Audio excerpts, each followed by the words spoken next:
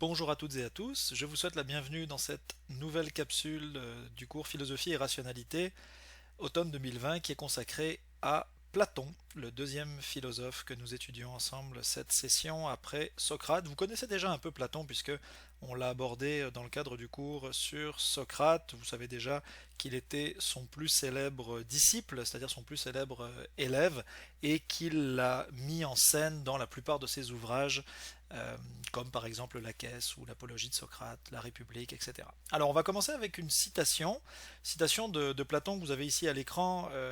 C'est un détail de l'école d'Athènes, cette peinture que nous avons déjà commencé à analyser ensemble, que je vous avais montré au début de la session, et dont l'original se trouve dans la salle attenante à la chapelle Sixtine au Vatican à Rome, en Europe. Alors, citation, je disais que voici. Le plus important n'est pas de vivre, mais de bien vivre. Autrement dit, ici, vous avez un jugement de valeur éthique consistant à dire que il y a au moins deux façons de vivre, celle consistant simplement à vivre son existence et une autre qui est meilleure, donc jugement de valeur éthique de la part de Platon ici, consistant à dire qu'il est préférable de bien vivre son existence que de simplement la vivre. Mais au juste, qu'est-ce que ça veut dire pour Platon bien vivre? Eh bien, ça renvoie à un concept grec qui d'ailleurs n'est pas un concept inventé par Platon, c'est celui de la vertu. Lorsque Platon dit dans cette phrase que l'essentiel est de bien vivre, ce qu'il veut dire au fond, c'est que nous devons être vertueux. Alors être vertueux, ça renvoie, je le disais, à la vertu. En grec ancien, c'est arrêter, que je vous ai écrit en grec ancien et que je vous ai translittéré dans la parenthèse en italique dans notre alphabet. Arrêter, donc qui se traduit en français par vertu, qu'est-ce que c'est? Le Larousse en ligne nous dit que la vertu, deux points ouvrez les guillemets, c'est la disposition particulière pour tel devoir, pour telle bonne action. Autrement dit, être vertueux, c'est être une personne de qualité qui est disposée à faire de bonnes actions, à remplir ses devoirs d'être humain et de citoyen. Par exemple, être honnête, être juste, être courageux, être prudent, être magnanime, etc., sont des exemples de vertu. On a plusieurs fois depuis le début de la session parlé du courage. Le courage est un exemple de vertu, c'est-à-dire que la personne qui fait preuve de courage, pas simplement qui sait ce qu'est le courage, mais qui fait preuve de courage dans son existence, rentrerait, on pourrait dire, dans la catégorie des gens qui vivent leur vie bien. Si je reprends ici la citation, donc le plus important n'est pas de vivre, mais de bien vivre, c'est-à-dire d'être une personne vertueuse, qui est bourrée de qualités et qui non seulement connaît la définition de ces qualités, mais qui les met en pratique. Autrement dit, philosopher, ce n'est pas simplement savoir des choses, c'est également être une certaine personne, être un certain type de personne, une personne de qualité qui est capable de mettre en pratique, en œuvre, ces vertus telles que vous les avez ici, vous en avez quelques exemples en bas de la diapo. Le plan que nous allons suivre pour cette séance consacrée à Platon est le suivant. D'abord, comme je l'avais fait pour Socrate, je vais vous dire quelques mots du personnage. Qui était donc Platon? Vous savez déjà quelques éléments, mais je vais en ajouter. Ensuite, et ça fera l'objet de l'essentiel de cette capsule, on va s'intéresser au monde des idées. Alors, grande question, et pourquoi idée est entourée de guillemets, pourquoi idée porte une majuscule, je vous l'expliquerai dans quelques minutes au cours de cette capsule. La capsule va s'arrêter donc à la fin du point 2, j'introduirai simplement le point 3 consacré à l'allégorie de la caverne, et la capsule se terminera à ce moment-là puisque nous reprendrons au prochain cours la séance synchrone qui va débuter, je vous le rappelle, par le test de lecture portant justement sur l'allégorie de la caverne. C'est le texte 9 qui est un extrait de la République de Platon et qui se trouve déjà en ligne sur Internet. Grand 1, le personnage. Quelques mots donc de Platon dont vous avez ici une représentation sous la forme d'un buste qui est une copie du IVe siècle avant Jésus-Christ. Alors, Platon, qui était-il? Comme Socrate, c'était un Athénien. C'était un homme et il est né de deux parents athéniens libres, donc ça fait de lui automatiquement, du moins à partir du moment où il a 18 ans et qu'il fait son service militaire obligatoire de 2 ans, cela fait de lui un citoyen. Plus précisément, il est né en 428 avant Jésus-Christ, c'est 3 ans après le début de la guerre du Péloponnèse, donc le jeune Platon ou plutôt Platon est bébé et enfant, alors que la guerre fait rage entre Athènes et Sparte. Il meurt en 348 avant Jésus-Christ, donc au IVe siècle avant Jésus-Christ, une cinquantaine d'années après son maître à penser, Socrate, qui je vous le rappelle, est lui mort en 399 avant Jésus-Christ. Alors, Platon vient d'une famille très riche, très puissante, très ancienne à Athènes, une famille d'aristocrates, et on pourrait dire tout le prédestinait à une grande carrière politique, voire peut-être militaire. La réalité va finalement en être tout autre. Peut-être un mot sur son nom, qui en fait est plutôt un surnom. Platon, ce n'est pas son vrai nom, c'est un surnom. Platon en grec ancien signifie épaule large ou larges épaules. Pourquoi? Eh bien parce que Platon c'était un grand gaillard, c'était un grand bonhomme costaud qui, en plus d'être un philosophe, excellait, paraît-il, à la lutte et ce talent lui aurait valu d'ailleurs 2 prix à des jeux qui étaient les jeux ismiques, qui étaient des jeux moins connus que les Jeux Olympiques, mais qui se tenaient quant à eux dans l'isthme de la péninsule du Péloponnèse, donc quelques centaines de kilomètres à l'ouest d'Athènes. Platon aurait donc participé à ces jeux ismiques et aurait remporté 2 prix à la lutte, ce qui lui aurait valu ce surnom d'épaule large. En 408 avant Jésus-Christ, 9 ans avant la mort de Socrate, il va rencontrer donc son maître à penser et va devenir son disciple jusqu'à la fin des jours de Socrate, donc jusqu'à la mort de Socrate en 399 avant Jésus-Christ. Et cette rencontre va vraiment être déterminante. Il y a parfois des rencontres dans une existence qui sont déterminantes. Un ami, par exemple, que vous rencontrez, une personne que vous rencontrez qui devient votre ami, ça va changer le cours de votre existence, que ce soit d'ailleurs dans un rapport d'amitié ou d'amour, peu importe. Alors la rencontre de Platon avec Socrate va être décisive, et à partir du moment où il le rencontre en 408 avant Jésus-Christ, c'est-à-dire 4 ans avant la fin de la guerre du Péloponnèse, Platon ne va, pour ainsi dire, plus lâcher Socrate et va faire partie de ce que j'avais appelé au dernier cours là, son fan club de jeunes hommes issus de la noblesse athénienne qui suivaient Socrate dans les rues pour l'écouter démasquer les doubles ignorants qui s'ignorent, tel qu'on en avait parlé au dernier cours. Alors justement, la condamnation à mort de Socrate en 399 avant Jésus-Christ va être un vrai coup de fouet pour Platon. Il ne s'en remettra pour ainsi dire jamais, et ça va même chez lui générer un profond dégoût pour le régime démocratique. Pourquoi pour le régime démocratique? Eh bien parce que je vous le rappelle, c'est quand même par un vote démocratique que l'Élié, c'est-à-dire le tribunal populaire d'Athènes, a condamné Socrate. C'était pas une décision d'un tyran, c'était 501 jurys, 501 citoyens d'Athènes qui ont délibéré et qui, d'abord à faible puis forte majorité, ont décidé de condamner à mort Socrate, donc de façon démocratique. Et on pourrait dire que à partir de ce moment-là, Platon va se mettre à haïr. En fait, il n'aimait déjà pas beaucoup la démocratie. On en reparlera dans la portion synchrone du cours. Mais on pourrait dire que cet événement-là va vraiment enfoncer le clou dans le cercueil, on pourrait dire. Et il va se détourner complètement d'Athènes, de la démocratie d'Athènes qui est assez chancelante en fait à l'époque, puisque les Spartiates ont envahi Athènes à partir de 404 avant Jésus-Christ, puis ensuite Athènes connaît des régimes là tyranniques, toujours sous la gouverne du contrôle coercitif et militaire de Sparte. Je vous disais, ça a été une rencontre décisive également, puisque entre Platon et Socrate, puisque non seulement il va éprouver un certain dégoût de la démocratie, mais en plus il va complètement délaisser tout avenir politique.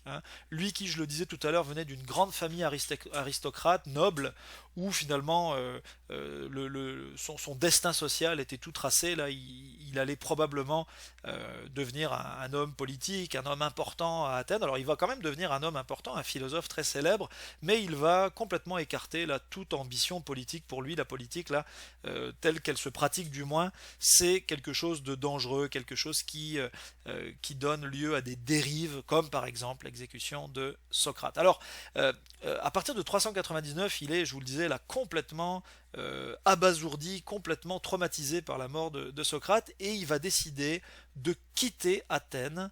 Il va donc partir voyager pendant 12 ans.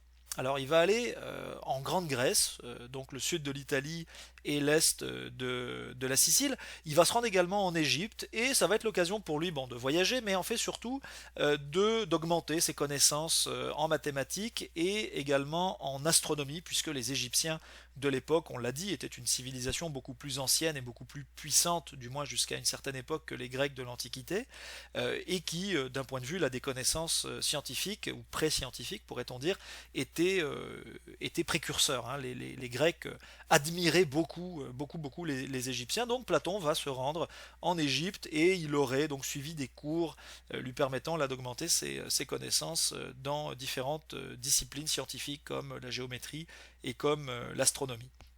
Alors, Platon, c'est donc un philosophe, vous l'aurez compris, ça c'est pas très original à dire dans un cours de philosophie, c'était aussi un mathématicien, c'était aussi un scientifique, mais à cette époque-là, je l'avais déjà dit, je vous le répète ici, il n'y avait pas vraiment de distinction fondamentale entre philosophie et science, hein, c'était encore, on pourrait dire, dans le même bain, et ça n'est qu'il y a à peu près 500 ans, là, à partir de 2020, là, quand je compte, qu'il y a eu une séparation formelle entre les sciences modernes et la philosophie. On dit d'ailleurs que la philosophie c'est la mère de toutes les sciences. Donc à l'époque, il n'y a pas de distinction fondamentale. Il y a des distinctions, mais elles ne sont pas de nature essentielle. J'en dirais, ce n'est pas des différences fondamentales entre philosophie et mathématiques. Vous le savez, Platon était le plus célèbre disciple de Socrate, et c'est lui qui a essentiellement mis en scène Socrate dans ses ouvrages, qui pour beaucoup, pas tous, prenait la forme d'un dialogue. Hein. Vous avez eu l'occasion de lire un extrait du Laquès. Hein. Vous avez vu que c'est effectivement un dialogue entre Socrate et en l'occurrence là Laquès. Alors effectivement, Socrate est mis en scène dans les livres, en tout cas dans beaucoup de livres de Platon, comme par exemple Laquès, l'Apologie de Socrate, que vous êtes en train peut-être de lire là, ces jours-ci. J'ai mis le texte 8 en ligne, et puis aussi La République, hein, qui correspond là en fait, vous avez un extrait, le texte 9, sur lequel va porter le prochain test de lecture.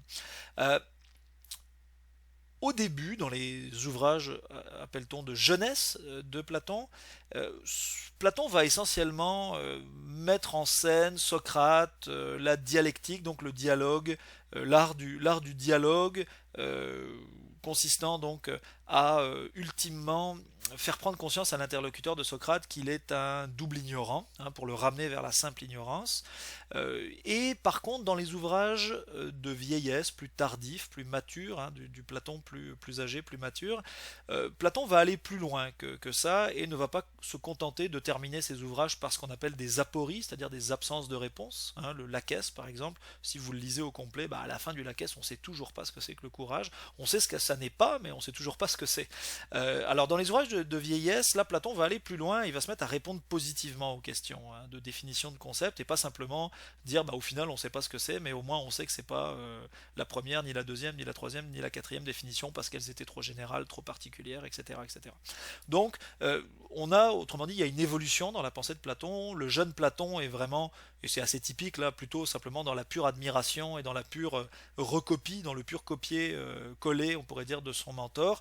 Et plus tardivement, il va développer quand même une philosophie qui va plus loin que celle de Socrate. Là, Socrate se contentait, du moins si on en croit Platon, se contenter, ou c'est déjà beaucoup, hein, mais se contenter de se limiter à la maïotique, c'est-à-dire à montrer à l'interlocuteur qu'il ne sait pas et qu'il ne savait pas qu'il ne savait pas, alors que Platon lui va vraiment après là, apporter des réponses positives, des définitions là, aux questions qu'il se pose au travers des personnages qu'il met en scène dans ses ouvrages qui, encore une fois, pour la plupart, mais pas tous, sont des dialogues. Alors je vous avais dit que Platon a voyagé 12 ans, hein, il s'est auto-exilé, on pourrait dire, d'Athènes suite à l'exécution de Socrate. Là, il ne pouvait plus voir Athènes en peinture, dirait-on. Euh, et à son retour, en 387 avant Jésus-Christ, je vous rappelle, c'est un citoyen athénien, donc il a notamment le droit d'acheter une terre et de l'exploiter.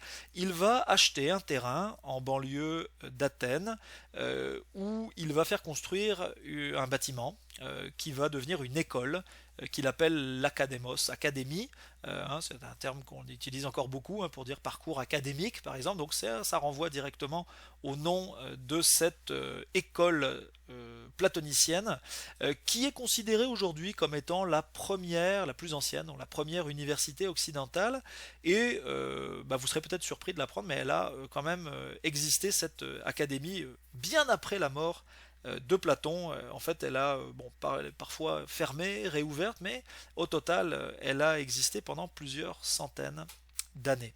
Alors, ce que vous avez à l'écran ici, là, Agéométros, Médéis, Eisito, c'est du grec ancien, comme vous l'aurez compris, c'était la devise, dit-on, qui était inscrite sur le frontispice de l'académie de Platon, donc les nouveaux étudiants, ou les étudiants lorsqu'ils arrivaient à l'académie de Platon, dit-on. Je dis dit-on parce qu'on n'est pas trop sûr là, est-ce que vraiment c'était écrit ou pas, mais c'est ce que l'on raconte. Agéométros Médéis Eisito, qu'est-ce que ça veut dire? Ça veut dire, bah, dans agéométros, vous reconnaissez géométrie, hein, alors effectivement ça a un rapport avec la géométrie, plus spécifiquement, enfin plus généralement par rapport aux sciences.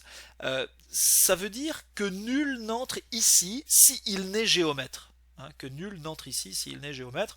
Vous avez ici donc deux négations, hein, n'entre et puis né, géomètre, donc deux négations, ça fait une affirmation. Autrement dit, ça veut dire, pour entrer ici, vous devez être géomètre. Ou pour le dire encore autrement, ça veut dire, pour pouvoir étudier dans mon académie, vous devez être bon en sciences. Alors ça vous montre effectivement ici l'importance des sciences. Je vous rappelle que Platon lui-même a voyagé pendant son auto-exil de 12 ans, et qu'il s'est lui-même frotté là, à des disciplines scientifiques. Alors cette importance des sciences illustre une nouvelle fois cette unité, ou en tout cas cette non-séparation de la philosophie et des autres disciplines scientifiques à l'époque, hein, à l'époque. Autrement dit, on pouvait pas devenir étudiant de Platon si on était nul en sciences, hein, pour le dire très clairement. J'aurais d'ailleurs moi-même peut-être eu quelques problèmes, n'étant pas plus jeune, très bon en mathématiques. Bon, alors blague à part, il n'y avait pas de frais de scolarité pour entrer à l'Académie de Platon. Par contre, il fallait payer quand même on dormait sur place, hein, il y avait des endroits là pour que les étudiants dorment sur place. Alors il fallait payer quand même son logement et sa nourriture, mais il n'y avait pas de frais de scolarité en tant que tel. Par contre, il fallait être bon, donc il y avait comme une espèce d'examen d'entrée là, qui était d'ailleurs aussi ouvert aux femmes, hein, quand même fait à noter, puisque vous le savez, les femmes, je l'avais dit, étaient en général complètement exclues de la vie sociale, en tout cas de la vie sociale publique, et de l'éducation en général, à part quelques exceptions, mais l'Académie de Platon était aussi ouverte aux femmes. Bon, il y avait quand même une majorité d'hommes, mais il y avait également des étudiantes, ce qui, encore une fois, est assez surprenant pour l'époque. Donc il y avait des concours d'entrée, c'était les meilleurs qui pouvaient enseigner à l'Académie de Platon. Si ça vous intéresse, je vous mets ici en lien un article scientifique d'un auteur qui discute du caractère ou pas légendaire de la devise Agéométros Médéis Eisito de Platon. Donc sur une base volontaire, vous pouvez aller investiguer si ça vous intéresse davantage. Point 2, le monde des idées, avec une majuscule et des guillemets. Je vous rassure, je vous l'avais dit, tout ça va s'expliquer. D'abord un rappel.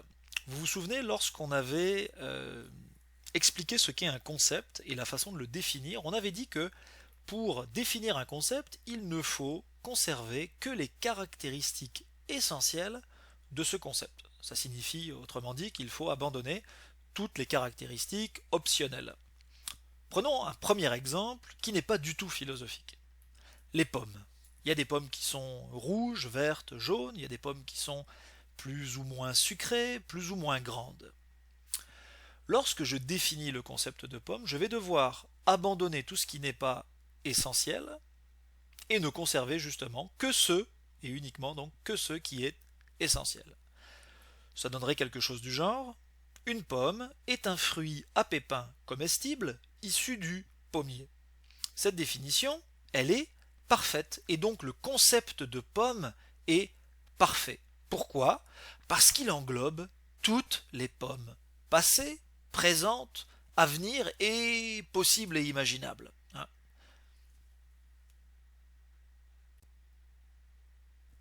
Prenons maintenant un deuxième exemple qui, comme celui de la pomme, n'est pas encore un exemple philosophique. Les chiens. Les chiens, il en existe de toutes les races, de toutes les sortes. Il y a des chiens qui ont le poil noir, blanc, roux, le poil long, le poil court. Il y a des chiens qui sont plus ou moins gros, il y a des chiens qui sont plus ou moins doux, etc. Si je dois définir ce qu'est le concept de chien, je vais devoir laisser tomber tout ce qui n'est pas essentiel et ne conserver que les caractéristiques essentielles du concept de chien. Et donc, en respectant la méthode de l'entonnoir, vous vous rappelez, on part toujours du plus général et on va vers le plus particulier, sans rester trop général et sans devenir trop particulier. On pourrait dire que le chien, ou les chiens sont, ou le chien est un être vivant, sensible, qu'il est un animal terrestre, un mammifère omnivore de la famille des canidés.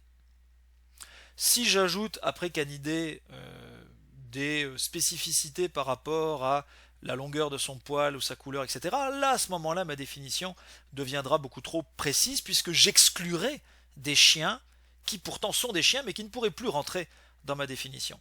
Et si je m'étais arrêté à mammifère omnivore, eh bien, ma définition aurait été trop générale, puisqu'à ce moment-là, on aurait pu faire rentrer d'autres individus qui ne sont pas des chiens, comme par exemple les êtres humains. Nous sommes des mammifères omnivores. Donc il faut préciser de la famille des canidés pour englober tous les chiens sans en exclure aucun. Cette définition, elle est, comme celle de Pomme tout à l'heure, parfaite. Ça veut dire qu'elle englobe tous les chiens passés, présents et à venir, et à la limite, tous les chiens possibles et imaginables. À partir de là, Platon va dégager deux types de connaissances, c'est-à-dire deux façons de connaître les choses et le monde. D'abord, la connaissance concrète. Elle correspond au monde matériel. Tous les jours, nous faisons, vous faites, je fais, l'expérience sensible, c'est-à-dire appréhendable par les sens, la vue, le toucher, l'ouïe, etc., de la réalité qui nous entoure et dans laquelle nous nous insérons. Cette réalité, elle est composée de matière, alors de matière organique, c'est-à-dire vivante, comme les êtres humains, les chimpanzés, les chiens, les chats, les fleurs et les arbres, et également de matière non organique, donc non vivante, comme par exemple le téléphone que j'ai dans la poche, la chaise sur laquelle je suis assis et les rochers qui sont au fond de mon jardin. Alors, cette réalité donc est constituée de matière vivante et non vivante, et également toujours de situations particulières dont nous sommes les témoins à tout instant. Par exemple, je vais simplement prendre trois exemples. Par exemple, si je regarde le film 300, que j'ai déjà évoqué plusieurs fois en cours, eh bien, je fais l'expérience d'un exemple particulier de quelques Spartiates qui font preuve de courage face à l'armée perse qui est beaucoup plus nombreuse que eux. Deuxième exemple, si vous regardez donc cette photo en haut à droite de la diapo, hein, on pourrait dire que on voit là un beau paysage. Un exemple particulier de beau paysage. Et si maintenant on tourne notre attention vers la photo de la jeune femme en bas à droite de la diapo, on pourrait dire que visiblement elle a l'air assez heureuse. Alors nous faisons l'expérience d'un exemple concret, particulier, de cette femme qui semble heureuse sur cette photo. Mais de la même façon que vous voyez quelques Spartiates courageux dans le film 300, vous ne voyez pas le concept de courage. De la même façon que vous voyez ce beau paysage à l'écran, vous ne voyez pas le concept de beauté. Et enfin, de la même façon que vous voyez ce qui semble être cette femme heureuse sur la photo, vous ne voyez pas le concept de bonheur, hein, puisque heureux est l'adjectif de bonheur. le second type de connaissance nommé par Platon est, point B, donc la connaissance abstraite, par opposition à la connaissance concrète. Alors, c'est un peu plus complexe, mais j'en suis convaincu, vous allez comprendre de quoi il s'agit. Là où la connaissance concrète renvoyée au monde matériel, on l'a dit, eh bien la connaissance abstraite, à l'inverse, renvoie au monde que Platon appelle intelligible. Alors dans intelligible, vous reconnaissez évidemment intelligent, intelligence, ça renvoie en fait au monde abstrait des idées. Ces fameuses idées, hein, avec un I majuscule et des guillemets, qui ne sont finalement rien d'autre que les concepts. Des concepts, ça je vous rappelle la définition, mais vous l'avez dans vos notes à plusieurs reprises depuis le début de la session. Un concept, c'est une idée générale et abstraite qui renvoie à une infinité d'exemples. Alors, idée et concept sont donc des synonymes. Ils veulent dire la même chose. Simplement, idée est le terme qui a été utilisé là pour la traduction française des ouvrages de Platon lorsqu'il en fait mention, mais ce n'est finalement rien d'autre que un synonyme des concepts.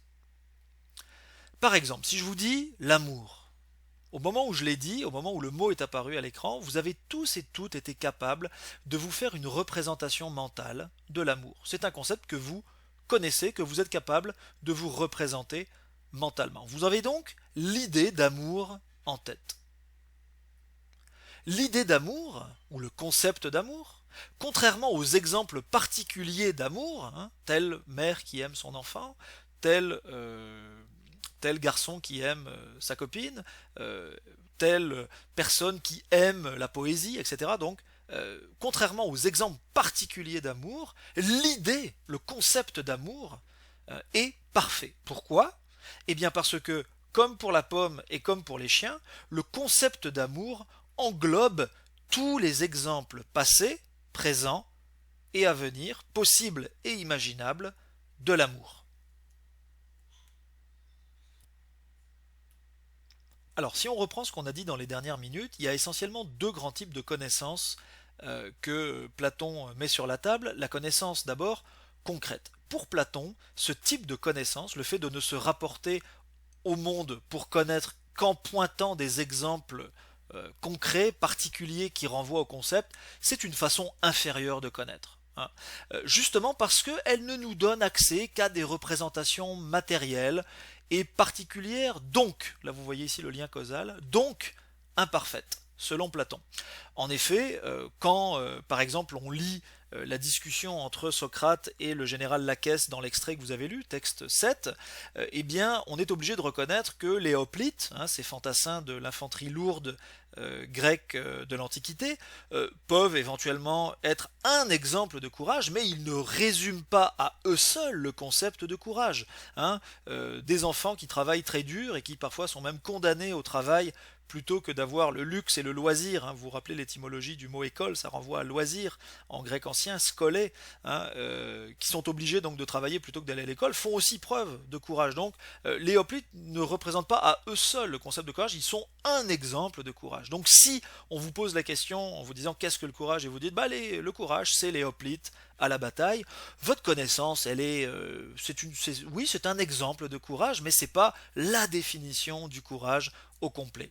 A l'inverse, la connaissance abstraite, nous dit Platon, elle est supérieure. Justement parce que, au contraire de la connaissance concrète, elle nous donne accès à ce qu'on appelle l'essence des concepts. L'essence, c'est pas l'essence qu'on met dans la voiture, c'est la nature profonde des concepts. C'est-à-dire ce qu'il y a de plus général, donc, là encore, lien causal, de plus vrai. Quand je connais non pas une définition particulière du courage, mais quand je connais la définition du courage, celle qui englobe tous les exemples d'actions courageuses passées, présents et à venir, là, ma connaissance, nous dit Platon, elle est parfaite. Donc la connaissance concrète est inférieure puisqu'elle ne nous donne que des connaissances imparfaites, alors que la connaissance abstraite est supérieure puisqu'elle génère chez nous davantage de sagesse, c'est-à-dire des connaissances qui sont parfaites. La thèse de Platon, la voici donc. La connaissance concrète finalement n'est qu'une illusion qui nous écarte de la vérité, alors que la connaissance abstraite est celle qui nous mène à la sagesse.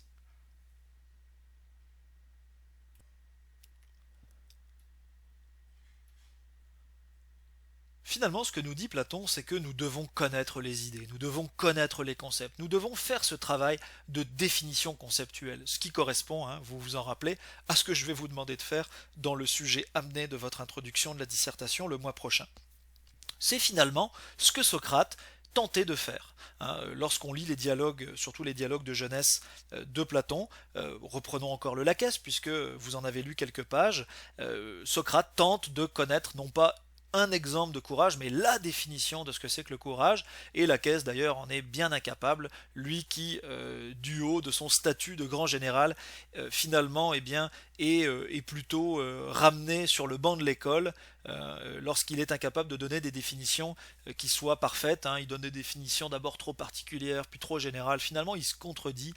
Il est complètement là, dominé par Socrate dans la discussion.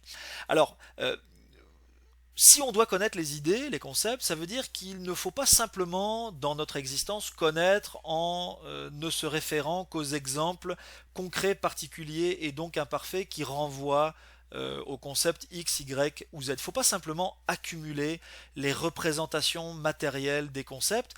Ça serait, si on faisait ça, une façon de se tenir à l'écart de la vérité. Or, je vous rappelle, la philosophie, c'est dans son sens étymologique la recherche de la sagesse. Alors, pour Platon, la recherche de la sagesse, la philosophie, c'est quoi? Eh bien, alors c'est pas juste ça, mais notamment, c'est le fait effectivement d'arrêter de ne connaître que par les exemples concrets dont nous sommes les témoins dans cette réalité qui est la nôtre, et plutôt s'attacher à essayer de définir les idées, c'est-à-dire encore une fois définir les concepts, puisque idées et concepts sont des synonymes. Alors, cette idée, quand même, elle est intéressante, elle est assez contre-intuitive aussi, parce qu'en principe, on dirait plutôt que pour justement connaître, il faut d'abord connaître le monde qui nous entoure, pour ensuite être capable de faire des définitions de concepts, donc par définition abstraites. C'est justement l'objet d'une critique, d'une autre école de pensée, en compétition avec celle de Platon, c'est la critique qu'on appelle empiriste. Hein. Empirisme, c'est un terme qu'on a déjà employé à plusieurs reprises. L'empirisme, c'est cette école de pensée philosophique consistant à dire que justement, pour avoir des connaissances qui soient sûres, qui soient solides, qui soient certaines, on doit d'abord observer avec nos sens, on doit d'abord observer avec notre vue, on doit utiliser nos sens pour bâtir des connaissances qui soient sûres et certaines.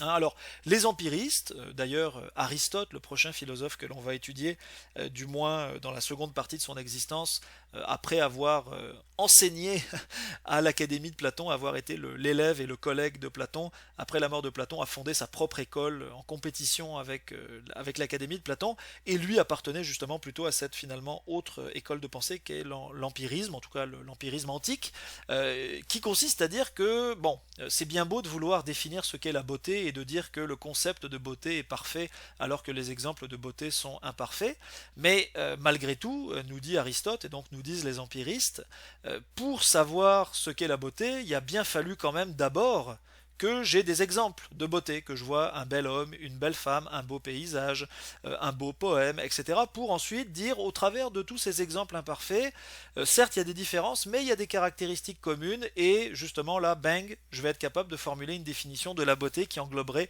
tous les exemples de beauté passé, présent et à venir. Donc sans exemple de beauté, comment savoir ce qu'est la beauté? Voilà une question donc qui est en fait une critique de la part des empiristes et qui est faite à la philosophie, ou plutôt à l'épistémologie platonicienne. Alors, je ne peux pas m'empêcher quand même de boucler cette diapo et en fait à peu près aussi la capsule, donc de boucler ce point 2, le monde des idées, par peut-être une tentative, là, plutôt sous la forme d'une hypothèse, mais pour redonner un peu de munitions suite à cette critique des empiristes à la théorie de Platon. Il y a quelques années, dans une université anglophone, je pense en Australie, il y a une étude qui a été faite en psychologie où on avait pris, donc les chercheurs avaient pris des poupons, enfin des bébés, hein, qui avait quelques mois, qui ne se connaissaient pas, et qui donc, puisqu'ils n'avaient que quelques mois, n'avaient pas encore été beaucoup socialisés, ils n'avaient pas encore subi, on pourrait dire, les publicités où on nous impose certains modèles esthétiques de beauté, ou dans des films, ou dans des livres, etc. Donc ils étaient encore, on va dire, assez vierges de tout jugement esthétique, hein, puisqu'ils étaient encore trop petits, ils n'avaient pas encore passé assez de temps sur Terre pour avoir subi ces influences. On a donc pris des bébés de quelques mois et on leur a montré à tour de rôle des photos de visages d'hommes et de femmes qui donc forcément ont des visages différents. Et les chercheurs se sont rendus compte que les bébés avaient tendance à réagir positivement, c'est-à-dire en souriant, au même visage. Les mêmes visages faisaient sourire des bébés différents, alors que d'autres visages laissaient les bébés complètement indifférents, du moins ils ne souriaient pas en voyant ces visages-là. Et on s'est rendu compte que ces visages-là, qui faisaient sourire les bébés, étaient de beaux visages. Alors là, je vous entends déjà me dire, mais attends Edouard, qu'est-ce que c'est qu'un beau visage? La beauté, c'est un concept qui est très subjectif, qui est très relatif, et pour une personne, quelque chose ou quelqu'un peut être beau, alors que pour son voisin, sa voisine, ça ne sera pas le cas. Vous avez raison.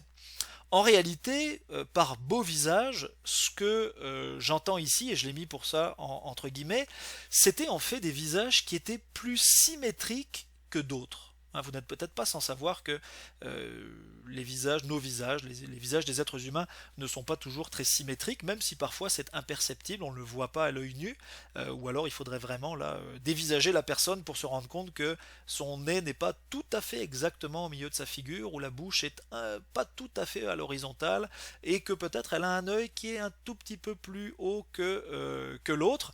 Donc par beau visage, j'entends en fait visage symétrique. C'était les visages symétriques qui faisaient réagir par des sourires les bébés.